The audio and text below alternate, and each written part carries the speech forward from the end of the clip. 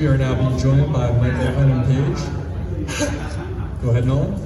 MVP, congratulations on the win. Quite the performance out there. You're going to be happy with that one, right? Yeah, no, 100%. Everything went according to plan.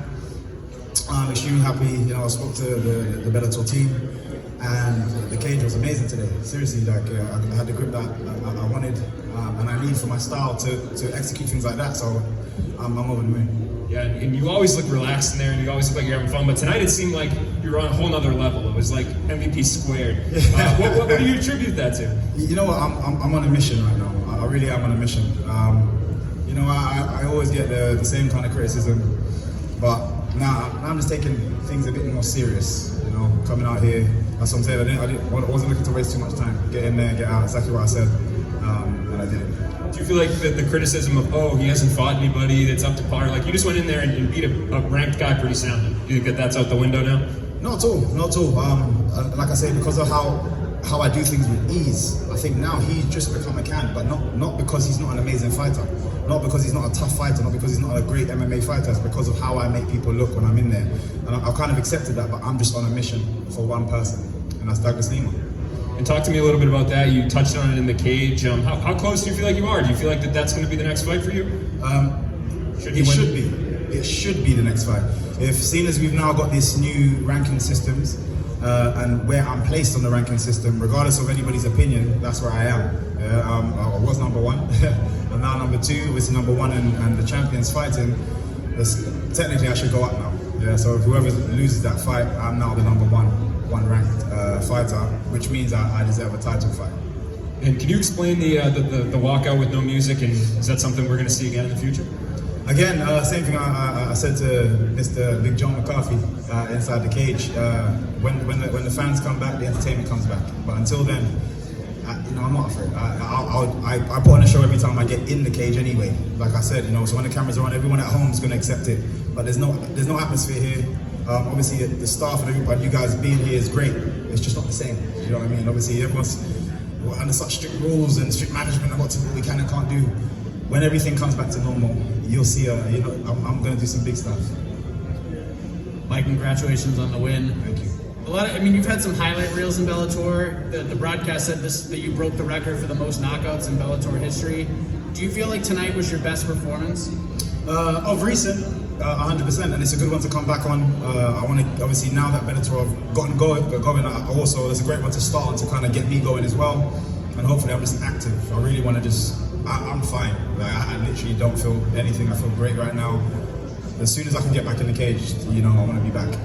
You might be surprised to hear this, but social media has been universally praising this performance. They're not calling Derek Anderson a kid. They're saying he's actually a very tough guy. And I thought that you made it look easy against a guy that's very difficult to make it look easy against. Yeah. So hearing the praise, how does that make you feel? Like, does that make you feel a little bit better about things? No, not at all. No, it's like I said, I think because of the ranking systems now, because there's an official number against people's name, it makes it easier to now justify people as a ranked person. In all honesty, I've been doing this for a while. Some of the guys that I've fought are amazing fighters, but my style just changes how it looks. And then last thing for me, I know you were pretty vocal at the media day about your relationship with Bellator, but I spoke with Scott Coker yesterday and he said that you guys talked on the phone and everything was good. Do you feel better about things now after this win tonight? No, I hate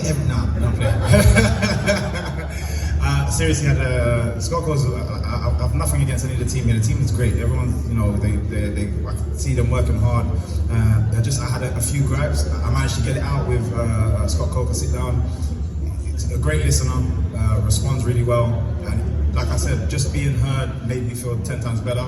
But knowing that he's, you know, just really supportive of me and you know how I felt, made it that much better again. So yeah, I'm happy. Congratulations, Mike. I mean, when you're in the cage, there's just a calmness and patience to you. I mean, I even heard you respond to your corner a couple times saying, "Yes, sir, yes, sir." I mean, just tell me how you are so calm in the cage. Fighting really genuinely is my home. Like, I genuinely feel at peace. I don't feel stressed about, oh, I need to win this fight, or you know, what's next, or you know, the money, or this or that. None of that. I'm in my absolute element when I'm fighting. And this is why I said I can do boxing, I can do full contact kickboxing, I can do.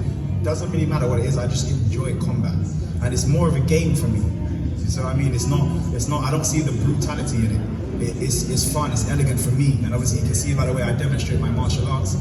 That's what it is for me. So yeah, I'm just at home. You're definitely having fun in there. Were you not upset, but were you looking to get into that second round? Were you hoping that the doctor didn't stop it? For me, I always say this: I don't get paid for overtime. So if he wants to wave the white flag, I'm completely happy with that. And then obviously it allows me to stay fresh and then obviously move on to somebody else quicker. Congrats on that, Michael. Thank you. So you're sitting at 19-1. That's 5 straight since your only loss. Do you feel you're the most dangerous you've ever been now? Recently, yes. Blessing and a curse through the pandemic. Obviously, we're still experiencing, the end of the pandemic, hopefully. But through the pandemic, my one saving grace was my gym was allowed to continue. Being an elitist gym, the coaches sorted out all the paperwork necessary to stay open, so all the professional fighters were allowed to continue training, which was amazing for me.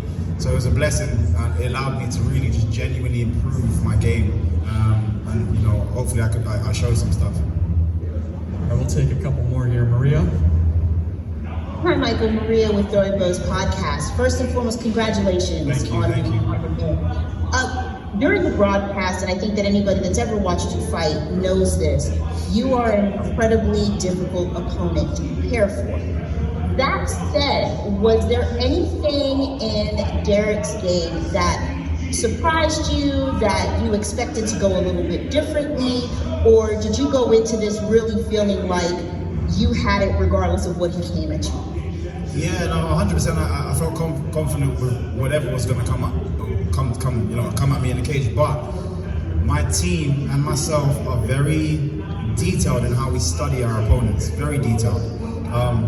So it would be very, very surprising if something different came out. So a lot of times I'm very well prepped before I get into the cage. So what came out today was almost expected.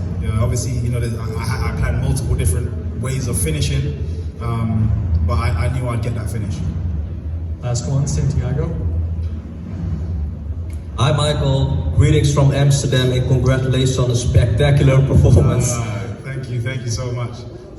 Would you like to keep fighting in the United States, or do you want your next fight to be in Europe again with a full crowd and with you in the main event and a card that is going to be built around you?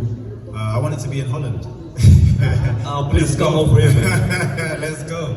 You know what? As I said, I'm just in my element when I'm fighting. So wherever the fight can be, but when it's home, it's amazing because more of my loved ones can be there. When it's in the States, I feel at home here as well. So I'm just excited for the crowd to come back.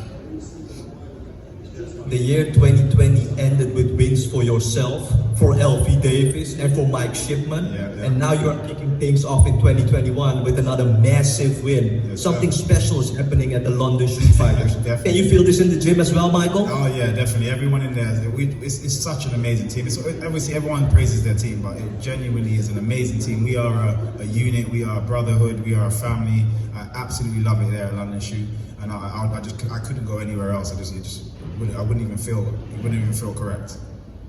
All right, thanks, Michael. Congrats. Thank you, guys. Congrats, man.